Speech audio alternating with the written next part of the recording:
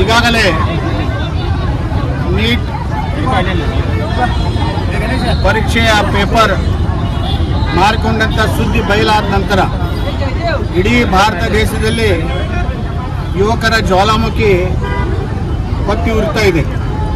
ಅತ್ಯಂತ ಶಾಂತಿಯುತವಾಗಿ ಜಂತರ್ ಮಂತರದಲ್ಲಿ ನಡೀತಕ್ಕಂಥ ವಿದ್ಯಾರ್ಥಿಗಳ ಪ್ರತಿಭಟನೆ, ಆ ಪ್ರತಿಭಟನೆ ಮೇಲೆ ಅಶ್ರುವಾಯು ಆಗಲಿ, ನೀರು ಬಿಡೋದಾಗಲಿ ಮತ್ತು ಲಾಠಿ ಚಾರ್ಜ್ ಮಾಡೋದಾಗಲಿ, ಕೇವಲ ಲಾಠಿ ಚಾರ್ಜ್ ಮಾಡೋದು ಅಷ್ಟಲ್ಲ, ಆ ಕಟ್ಟಿಗೆ ಮೊಳೆಗಳನ್ನು ಹೊಡೆದು ಆ ಮೊಳೆಗಳಿಂದ ವಿದ್ಯಾರ್ಥಿಗಳನ್ನು ಬಡಿದಿದ್ದಾರೆ.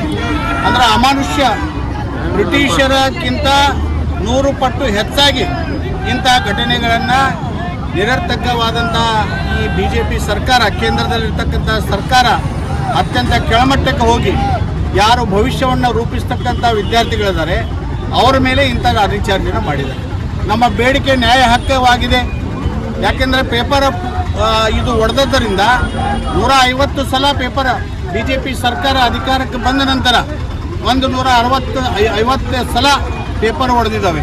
ಇದಕ್ಕೆ ಯಾರು ಕಾರಣೀಭೂತರು? ಇನ್ನು ಮುಂದೆ ಇಂಥ ಘಟನೆಗಳು ಆಗಬಾರ್ದಂಥ ಕಾನೂನು ತರ್ತಾ ಇದ್ದೀರಿ.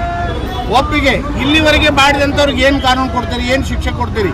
ನಮ್ಮ ಸವಾಲಿರೋದು ಇಲ್ಲಿರುವ ಅಬ್ಜಾವಧಿ ಹಣವನ್ನು ಪೇಪರ್ಗಳನ್ನ ಮಾರಾಟ ಮಾಡಿ, ಪ್ರಶ್ನೆ ಪತ್ರಿಕೆಗಳನ್ನ ಮಾರಾಟ ಮಾಡಿ ಅಬ್ಜಾವಧಿ ಹಣವನ್ನು ಗಳಿಸಿದಂಥ BJPಯ ಮುಖಂಡರಿದಾರಲ್ಲ, ಅವರಿಗೆ ಏನು ಶಿಕ್ಷೆ ಮಾಡ್ತೀರಿ ನೀವು? ಶಿಕ್ಷಣ ಮಂತ್ರಿ ರಾಜೀನಾಮೆ ಕೊಡಲಿಕ್ಕೆ ತಯಾರಿಲ್ಲ. ಎಷ್ಟು ಹಣ ಗಳಿಸಿದ್ದಾರೆ ಇದರಿಂದ ಅನ್ನೋದು ಬೇಕಲ್ಲ. ಅವ್ರಿಗೆ ಏನು ಮಾಡ್ತೀರಿ? ಇನ್ನು ಮುಂದೆ ಏನು ಆಗ್ಬೋದು ಅದರ ಬಗ್ಗೆ ಕಾನೂನು ರಚನೆ ಮಾಡಿ, ಅದಕ್ಕೆ ಅಭ್ಯಂತರ ಇಲ್ಲ. ಇಲ್ಲಿವರೆಗೆ ಈ ಕೃತ್ಯವನ್ನು ನಿಗಿಸಂತ ಅಂಥವ್ರ ಮೇಲೆ ಯಾವ ಕ್ರಮ ತೆಗೆದುಕೊಳ್ತೀರಿ? ಅವ್ರಿಗೆ ಯಾವ ಶಿಕ್ಷೆ ಮಾಡ್ತೀರಿ? ಅವರಿಂದ ಎಷ್ಟು ದಂಡ ವಸೂಲು ಮಾಡ್ತೀರಿ? ಅದು ಒಂದು ಕಡೆ ಆದರೆ, ಹಾಳಾದ ಮಕ್ಕಳ ವಿದ್ಯಾರ್ಥಿಗಳ ಭವಿಷ್ಯವನ್ನು ರೂಪಿಸೋದು ಹೇಗೆ? ಸಾಕಷ್ಟು ಮಕ್ಕಳು ಆತ್ಮಹತ್ಯೆ ಮಾಡ್ಕೊಂಡಿದ್ದಾರೆ. ಕೆಲವರಿಗೆ ಮೆರಿಟ್ ಮೆಡಿಕಲ್ ಸೀಟ್ ಸಿಗಲಿಲ್ಲ, IIT ಸಿಗಲಿಲ್ಲ. ಇಂಥ ಮಾರಾಟದ ಬುದ್ಧಿವಂತ ಮಕ್ಕಳು ರಾತ್ರಿ ಆಗಲಿ ಸ್ಟಡಿ ಮಾಡಿ ಕೋಚಿಂಗ್ ಕ್ಲಾಸ್ ಹೋಗಿ ಬಡವರು ಮಕ್ಕಳು ವಿದ್ಯಾವಂತರು ಆಗಿದ್ದರೂ ಕೂಡ ಅವರಿಗೆ ಕ್ವಾಲಿಟಿ ಇದ್ರೂ ಕೂಡ IIT ಆಗಲಿ ಮೆಡಿಕಲ್ ಆಗಲಿ ಅಡ್ಮಿಷನ್ಗಳು ಸಿಗಲಿಲ್ಲ. ಯಾರಿಗೆ ಬುದ್ಧಿಹೀನರಾಗಿದ್ದಾರೆ, ಯಾರಿಗೆ ಆ ಬುದ್ಧಿ ಚಾತುರ್ಯ ಇಲ್ಲ, ಮೆರಿಟ್ದಲ್ಲಿ ಬರ್ತಕ್ಕಂಥ ಶಕ್ತಿ ಇಲ್ಲ, ಅಂಥವ್ರ ಕಡೆಯಿಂದ ಹಣ ತಗೊಂಡು ಪೇಪರ್ಗಳನ್ನ ಮಾರಾಟ ಮಾಡಿ ಮೆಡಿಕಲ್ ಸೀಟ್ಗಳನ್ನಾಗಲಿ IIT ಸೀಟ್ಗಳನ್ನು ಕೊಡ್ತಕ್ಕಂಥ ವ್ಯವಸ್ಥೆ ಧರ್ಮೇಂದ್ರ ಪ್ರಸಾದ್ ಅವರು ಕೇಂದ್ರ BJP ಸರ್ಕಾರ ಮಾಡಿದೆಯಲ್ಲ, ಇದು ಅತ್ಯಂತ ಹೀನಾಯವಾದಂಥ, ಭಾರತ ದೇಶದಲ್ಲಿ ಇದು ಒಂದು ಕಪ್ಪು ಚುಕ್ಕೆ ಇದ್ದಂತೆ.